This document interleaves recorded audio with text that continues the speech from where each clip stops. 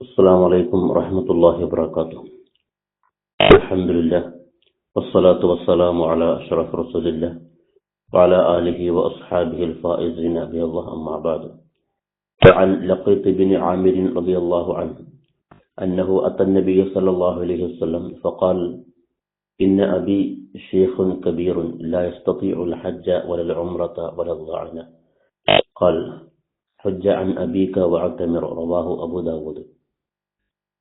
സഹാബി പ്രമുഖനായ ലഖീത്ത് ബിൻ ആമിർ റളിയല്ലാഹു അൻഹു പറയുകയാണ്, അവിടുന്ന് നബി സല്ലല്ലാഹു അലൈഹി വസല്ലമ തങ്ങളെ സമീപിച്ചു. റസൂലിനോട് പറഞ്ഞു: അല്ലാഹുവിന്റെ പ്രവാചകരെ, ഇന്ന അബീ ശൈഖുൻ കബീറുൻ ലാ യസ്തതിഉൽ ഹജ്ജ വലൽ ഉംറത വലൽ ദഅന. എന്റെ പിതാവ് വയോവൃദ്ധനാണ്. അദ്ദേഹത്തിന് ഹജ്ജ് ചെയ്യാനോ ഉംറ നിർവഹിക്കാനോ യാത്ര ചെയ്യാനോ കഴിയുകയില്ല. എന്ത് ചെയ്യണം? ഖാൽ.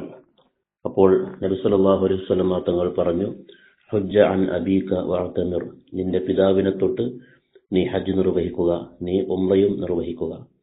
ഒരാൾക്ക് ഹജ്ജ് നിർബന്ധമാവുകയും പിന്നീട് അവശനാവുകയും ചെയ്താൽ, ഹജ്ജ് യാത്രക്ക് സാധ്യമല്ലാതിരിക്കുകയും ചെയ്താൽ, അദ്ദേഹം ജീവിച്ചിരിക്കെ തന്നെ മറ്റുള്ളവർക്ക് അദ്ദേഹത്തെ തൊട്ട്, ആ വയസ്സനെ തൊട്ട്, അവശനായ വ്യക്തിയെ തൊട്ട് ഹജ്ജ് നിർവഹിക്കാമെന്ന് ഈ ഹദീസിലൂടെ മുത്തനബി സല്ലല്ലാഹു അലൈഹി വസല്ലം പഠിപ്പിക്കുന്നു.